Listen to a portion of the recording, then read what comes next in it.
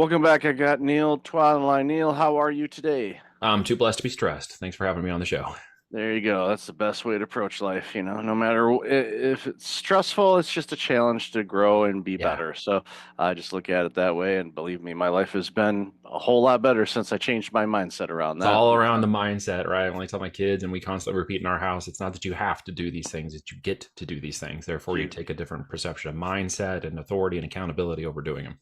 yeah, I first heard that and read that, and it was in a John Gordon book. I get Mm, to, that just stuck with me. And like, all right, I'm using that from now on. you And get to believe do me, it. It's all about changing. Yeah, into ex control and mechanisms of things you can and can't do, and taking ownership over versus being victimized and having a victimized mindset. Misery loves company, as they say. And it's really easy to fall into the negatives. We just have to remain into the positive as well. Absolutely. So, why don't you share a little bit about you and the work that Yeah. you do? Yeah, just in simple terms, 30 seconds here. I've been in business, building offline and online companies for the last 17 years. I left a corporate gig at IBM, kind of reached the pinnacle of that in 2007 and said, I'm out. Burned the boats, not the bridges. So I led relationships and things that led to business later on, which is great. Built a management consulting company that led into a lead generation and online marketing company that led me into the physical product world of building private label brands. That led me into Amazon, where we launched and made our first seven figures in 2014 and one of our first brands. Gone on to launch five, seven other brands roughly. We've got another eight that we're partnered on in control, and have about 200 clients that now work in the aspiring entrepreneurs. I want to get going. I want to spend a year working with you one on one. To those who are building companies that want to grow and scale profitability to X, exit out and multiples of X. And we are also in the acquisition space now. So we're acquiring companies with 1.5 to 3.5 million EBITDA and up to 15 million in revenues. Kind of our sweet spot before we get into the high end of the PE groups. And we're acquiring hopefully 15 this year. We got 3 on deck right now. First one closes in 2 weeks. And that's a long time in the process to get there. And that's kind of where we're moving now. That's awesome. It sounds like you spend a lot of time in the playground. That A lot of sounds time like in the playground, always questioning what's possible, pushing the goals, pushing the urgency into things, always asking can we do better, and testing farther and faster, and jumping off the cliff and building a parachute on the way down, as they say. there you go. And yeah, the beautiful thing is, when you had your success, it speaks volumes to you. And because a lot of people say, well, if I get this, then I'm going to exit out, and Yeah. then they sit. And what happens is they rot, they decline, Yeah, I can't retire. I never will. I'm yeah, not I'm not a complete, I can sit on the beach for a week and then I get anxious. And I'm like, okay, I got to do something now. That's about as far as I can go. Yeah, it's because you're a creative. You're an artist, and a lot of times people in business say, "No, no, I'm not an artist." No, you're creative. You're creating opportunities. You're looking for different things. Yeah. You're examining things, and growing business. And we know that Amazon in 2014 versus Amazon in 2025 are different organizations. Very different. You've got to be a pro seller, pro business. You have to treat it like a real business now. The side hustle, hobby businesses, arbitration businesses, wholesale businesses, those are all falling out of the market. At the end of the day, if you don't build something with tangible assets, private label, equity, and intellectual property, etc., you're building vaporware. You're building a job. You're building something nobody wants to buy. And as somebody who's buying things, I don't want to buy any of those, and nobody I know who's buying doesn't want to buy those either. We don't want to buy somebody's job or somebody's side hustle. We're buying real businesses with tangible assets, so you must consider that possibility. It doesn't take 17 years to do it anymore. I mean, what we can do now in 2 to 3 years is incredible with systems of AI and software and the virility of traffic and markets. And now there's Shopify and TikTok and all these other markets we can move into and retail as well. And so creating a holistic e-commerce brand is really what I'm talking about at the end of the day. Yeah, and it's just, understanding e-commerce. And I remember, just to date myself here a bit, my first online purchase was actually through a service called Prodigy that Sears was running. And I forgot who Prodigy, I don't remember who they partnered with, but it back wasn't in the just day. them. Yeah, I mean, AOL, I think, if I'm not mistaken. yeah, Sears, the original Amazon. And Yeah. we did mail order catalog. And then I literally bought something online and it was delivered to my house. I'm like, well, this is pretty cool. And Yeah. Me now it's too. just that it's not. It's still cool, but we don't even think about it anymore. Now it's to the point where it's like we're looking at the app. It's like, okay, it's one stop away. Okay, I'm gonna go outside, But grab it. just that has changed in the last 16 months extremely fast, because most people aren't aware that mobile purchases succeeded desktop purchases for the first time in history last year, December 2024. So it's only been just recently that mobile is a component now of our everyday life, and it opened up the ability for people to spend anywhere they are. They don't have to slow down, go find a laptop, find a thing. They don't have to order a catalog and wait. They literally just click, click, click on their mobile phone. So the speed at which this business is moving, its growth, its double-digit trajectory every year of growth has made it one of the largest industries in the world, and Amazon one of the largest marketplaces in America. Yeah, it's they have pretty much, well, the logo A to Z. That's pretty much it. A to I Z. joke. I live in a condo building, and we have concierge slash security, and our packages go there.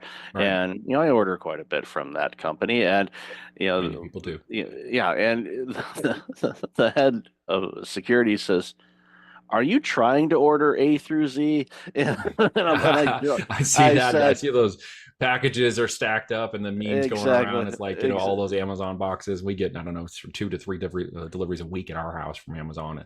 Most people do to some degree. They just don't stop and think, hey, could I sell those products? Could that be me? Could I be delivering those products? They just think more consumer. And if you're here today, hopefully you're thinking more business than consumer, Well, as we talk about. yeah, even the White House orders it, because I saw a video this morning that Speaker Johnson videoed of Vice President Vance going into the Oval Office for the For the first time. first time, yeah, I don't know if you saw that or I not, but did. um, as they were walking down a hallway, there was this table on the side, and there was a tool bag and an Amazon box sitting on the table, Oh, and it's like, I'm like, yeah, it's like. somebody ordered some LED lights for the house and something I we're was getting gonna it say installed or it's like, something. yeah, yeah, exactly. So the Yeah, White House orders from there too. So right. so but again, we both remember a time where that didn't exist, Oh and no, now, absolutely. I remember when they ordered the first pizza online and all this stuff. And I've oh gone yeah, back to the internet when we were doing, green screen inbox terminals once upon a time and building the first boxes in the computer lab at the school. And something you said earlier really struck me because I went to college on a full ride music scholarship. So business to me is like music and creativity. It's like Chopin or listening to Miles Davis and jazz. It has creativity and fluctuations. There's not really hard and fast rules. There's guidelines. There's if you've got creativity in your nature and you enjoy technology to some degree and you don't mind working on computers, then e-commerce for you could be an amazing opportunity. It yeah, took me out of that whole world and refocused and changed the way I thought about business and business online. And as I watched it grow, I just kept thinking, I got to get a piece of this somehow, somewhere, someday. But it was so soon in my walk that nobody was teaching it. No academia, no credits, no nothing. You had to literally do it yourself or go to the corporations that were spending money. And so I ended up in the corporate world, into Sprint and doing programming first, teaching myself how to program. mhm, And then when I got good enough at it, we jumped into a full-time corporate gig when they launched the PCS division and was on some of the first mobile phone launches when the mobile phones came out. And that was a fascinating time. I got badged as a like 5,000th badge in the new division, and there was 80,000 employees when I left 5 years later, which sent me to IBM. That was the next pinnacle, and I got in there and was working in IBM for almost 5 years on technology, AI, systems, knowledge management, mobile, and all kinds of other stuff. And I kind of reached that pinnacle in 2007. I was like, now what? mhm. Like this is evolving. I want to keep going, and I don't want to keep going in the corporate world. And that's when I decided to pivot out and fire the man and keep going. And I'm really glad I did. Oh yeah, yeah, because and even in corporate, even if you have a forward-thinking organization, there are still these plateaus or There are ceilings or whatever you want to 100%. call them that are like, we're not quite ready for that, and They're that not going to let the entrepreneurial creativity spirit that you might have in you or that desire is not going to be nurtured. It's going to be squashed. It was for me. It is for most people. yeah, It is meant to create that, it's a business. I get it. They got metrics, they got profit and revenue. They've got to keep the operations going. And not everybody's cut out to be an entrepreneur at the end of the day. There are high risk, high reward opportunities for that. And a lot of people are concerned about that. Maybe we can unpack that for a minute here. But there's always high risk, high reward in the business. You could be fired. You could go. You could have a great career and never be fired. You could run a really great W-2 career for 20, 30 years. It's fine. But not everybody feels like that's their path. And that's where entrepreneurialism comes in. You just have to remember it's a high risk, high reward opportunity. Sometimes you fail. I could fill this office with the amount of failures I have, big ones. I've been bankrupt before. So you don't know what your boundaries are and how you pushed yourself in this life until you give it a shot. And I think the biggest regret I'll never have was never saying I never gave it a shot. right, yeah, it's so important, and what you said about people kind of go, oh, I don't want to run my own business. Like that's scary. There's a lot of risk involved. But a There is. stat that I share all the time is like from the year 2000, 52% of the Fortune 500 companies are either gone or were acquired. So Mm-hmm. over half of the Fortune 500, people kind of know who those guys are. Yeah. gone. And so you're telling me that your job working for this smaller mid-sized company that you've put in all this time, that they're safe, quote unquote? No, they're not. No, none It's of like it's safe. one pandemic you could be wiped out, or one algorithm change on a social media platform Yep. or a Your social media badge gets platform. called below a certain point, and the CFO is like, great, all of these people across this organization have to go, and your badge number got called. It's like, well, Yep. that's not fair. You get victimized by the system. And I was a part of that. And so when I got out, I was like, I'm never going back. I burned the boats. That was it. You never go back. I'm Right. going forward no matter what. Yeah. And by the grace of God, I have a life partner, my wife of now 17 years of marriage, who we got married that year I left in March, and I left in June. And so we were, newlywed couple. And I'm like, hey, we're going to do this venture. You want to go on a, business adventure with me? And she's like, absolutely, I'm in for this, because we're young. And she was working as an RN. We, had a little income, and I had the severance from IBM, so we weren't hurting. And then we got pregnant in that first year, which we wanted to do, but didn't expect it to happen that fast. And then by December of that same year, she had to go on full bed rest. So she had to stop working. So we went from high income, two people getting married, all life goals and everything. We're going to start this business. We're going to have this time. And all of a sudden it was like, whoa, everything changed. We got to pivot. We got to pivot. That house we built, the thing we moved into, the one we customized and thought we were going to spend the next 10, 20 years in, we got to sell that. Like everything became about pushing the dream out, is giving us as much time as we could, and compromising the things that we needed to compromise. People are like, well, I wouldn't want to sell my house to do that. Well, maybe you don't feel the opportunity is great enough for you. Well, I don't want to stop driving my car. Well, then maybe you don't want to risk that. Well, what if I have to put my payroll on a credit card? Well, I've been there and done that. The level of risk is going to be, down to the reward. It's the same balance over and over again. I wanted the reward of what I've now called my 5 Fs. Okay. That is faith, family, friends, finances, and freedom. If I can't have those things in the life, I don't want it. And none of those things really resonated with that corporate career and that stat. And I knew that I had to go off and created it. And I wanted to be a part of my family. I wanted to drive purpose and value into my life and my family's life. Now I have 4 daughters. We homeschool them all. We live on 50 acres in the country. And our lifestyle by design has now been and created and done. It took us a long time to get here. And it could be done a little faster, with experience and the help of experience from other people. But I had to do a lot of it on my own, and I had to figure out a lot of it on my own, and had to, circumvent those sharks in the water from going from my hell island to heaven island. But, I'm in a place now where my lifestyle begets my business, and that becomes the business I have in my life, down to even I'm teaching an entrepreneurial group in our homeschool co-op starting this Friday for 15 weeks.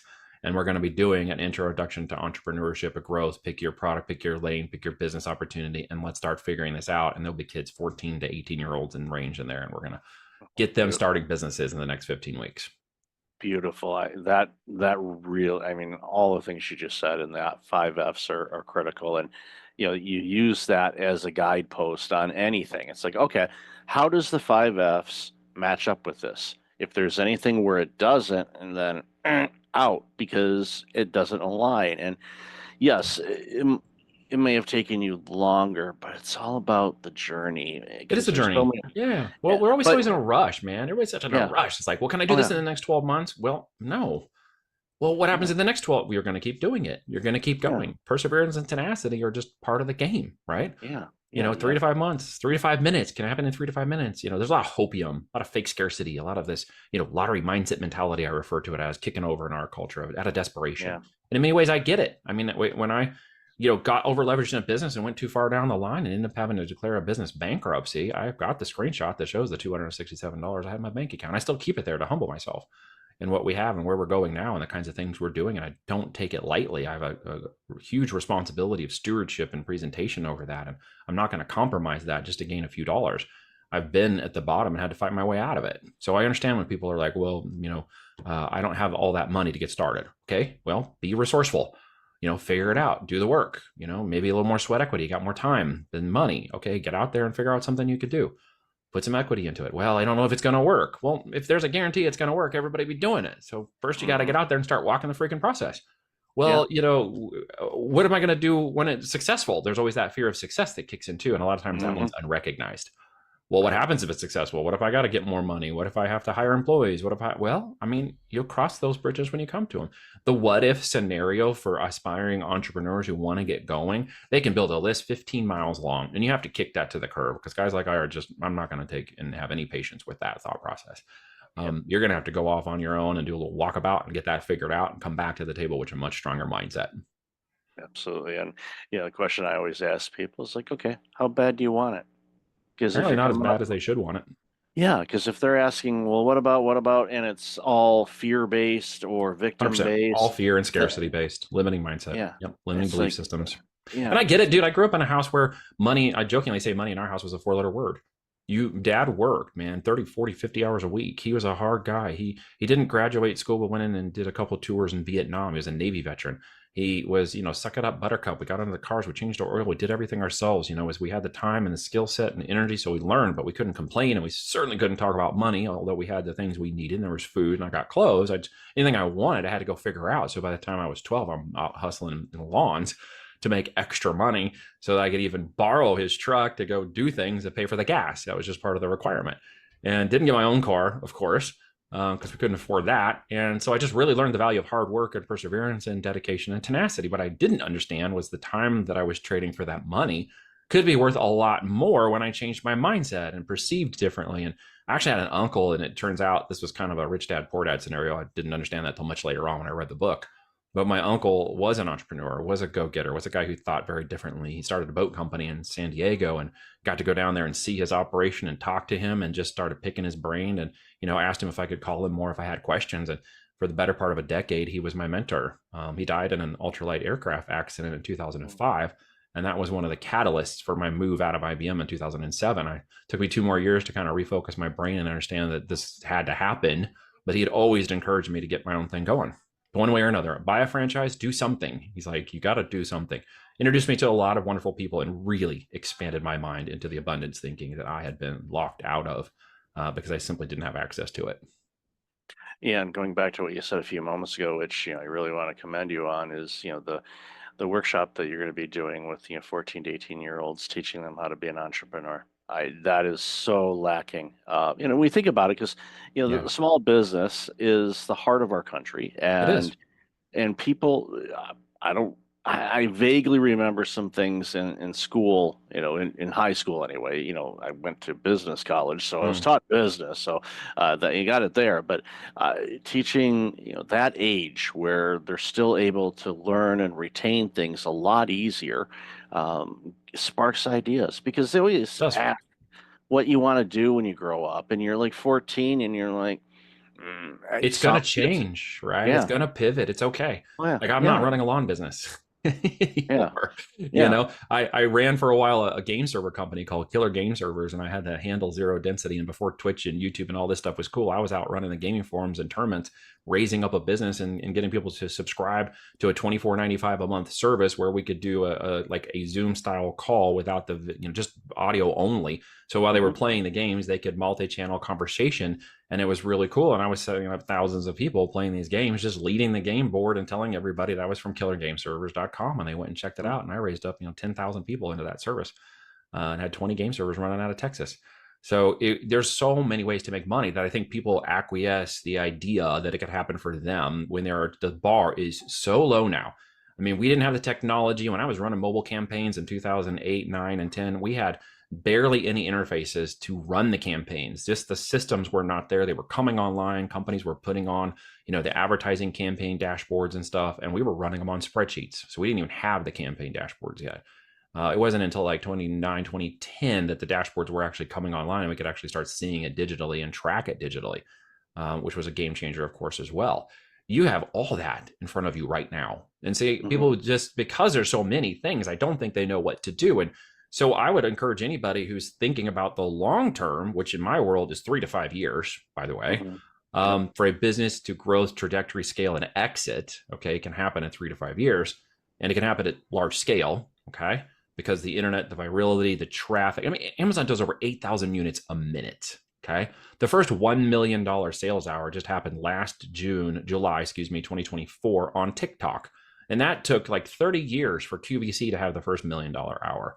So this is moving at lightning and breakneck speed. If you have a product, a narrative, and a service, and you can get in front of people, you can make a lot of money today selling physical products and branding products.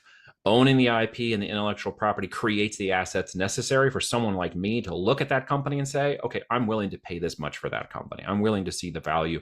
of that company for the last 12 months. And I see where we can change it and modify it and enhance it and grow it through our connection so that in 2 or 3 years, we can raise it up to another exit. And by the way, here's your check, here's your offer, here's your opportunity. Let's go do it together. But you've got to build that asset or no one wants to buy it. And that's where physical products are great because you've got both the digital aspect of the digital real estate of Amazon and Hmm. you have YouTube and Shopify and TikTok shops and all these other places. And it's a physical product. So I'm taking inventory that is put, capital into fiat capital into a physical inventory that's worth 10 times what we paid for it. And so I like that model because I'm a little old school in that way. And I don't have a purely digital model because I can appreciate the idea of physical, inventory. And I really appreciate when people get it in their hands and they love it and they want to tell us how much they love that because that kind of completes the whole circle, if you know what I mean. Really feels like a really great value, a physical value that they love and talk about and tell other people about those products, right? And we sell everything you can imagine, dude. Yeah. All kinds of different products. Well, that's the thing. It's like, there's that, tangible thing, and you get the feedback from it, and you go, even the other day, I bought a sleep mask, 'cause Yeah. Okay. and, it was, from, I think, a very small business, and, they sent out a direct message, and I responded back. I took the time, Yeah. and I said, this mask is amazing. I'm buying another one. There you go. Just, I have one in my travel bag and one at home, and it's like, it's great. I love this thing, and they're just ecstatic by it. It's like, so, but again, there's a physical product, and I Yeah. tell people, it's like, yeah, if you're looking for a sleep mask, here's the one. I need to put that on, put an affiliate link or something on my site. It's like, go get this sleep mask. It's good. But I have, Recommendations and referrals are always great when it comes to that product base. People will trust that. That's why the affiliate side of marketing has grown so fast, so big lately, especially with yeah. places like TikTok and stuff, is because people are, Oh yeah. reviewing these products and giving you lots of insight into how they work and what they do. And I met a lady just yesterday whose son is making great money at 13 affiliating products on TikTok shop. Now he's too young to do it personally and they don't want his face on there. So he actually makes videos where he doesn't even show his face. He just talks about the product and reviews the product and he's making great money. She made like over 600,000 last year doing exactly the same thing, just recommending products, even Beautiful. though it's faceless so they can be on there. And I'm like, dude, there's just so many ways to make money now. I Yeah. personally like the physical product space. So if you're, if somebody's interested in that, that's, what the heck do I actually sell is their first question most people have. And I will tell you that there are millions of product opportunities to innovate and create and develop them. It's actually a little easier to do that, create and develop a product. We have it Oh yeah. manufactured for us. It's created and manufactured for us. And then we sell the product. It's the three major components of a physical product business. Of course, there's more to that. And I don't mean to oversimplify it during the time we have here, but it is really building something of intrinsic value at the end of the day, not just Yep. vaporware. Yep. Building something, and they would say, well, it's already built. It's like, well, if that was the case, we'd still be driving around in Model Ts, and we're Right. not. Yeah, we might be, driving around in a Yep. Tesla, or or a Model S, or we Or might be maybe the driving spaceship to Mars. I don't know. ex Everything's happening now, uh, right? yeah. I mean, it's the things that we've seen in our lifetime. Yeah. When anybody says this is possible, I look at it. It's like, you know what? I remember having to get up to change the channel because my dad said put it on channel 7. So I was the remote in my house too. Hey, can you change exactly. that table? Can you change that? We only Yeah. had five Yeah. channels anyway, so it didn't happen very often. Yeah, yeah, it wasn't a case where it's like I would hate life now if it's like, okay, Right. change it to channel 265. Yeah. No way, dude. We didn't Yeah, have that. It was like we no, didn't have cable, so it's like you get your five no. channels, and when the president came on, you're like, oh my gosh, the president's on every channel. We can't watch anything else. That sucks. Yeah, exactly. So Yeah. I love this conversation. Where can people find out more about you and all this amazing work you're doing? Well, Voltage, you could just search for me anywhere. Or you can look at my name, Neil Twa. Yes, it is TWA. And as you can see, I'm not a small Asian guy. The voltagedm.com domain, voltagedm, that's digitalmarketing.com. You can check out a 45-minute presentation where I go with my partner, Kevin Harrington, over the as seen on TV strategy. We've got our book there called Almost Automated Income with FBA, creating a lifestyle-driven business model through the physical product world. And you can check that out. It's, I think it's only like $5 on my website, or you can get it on Amazon too, of course. And that talks about the different strategies of the 4 pillars of success within building an e-commerce company.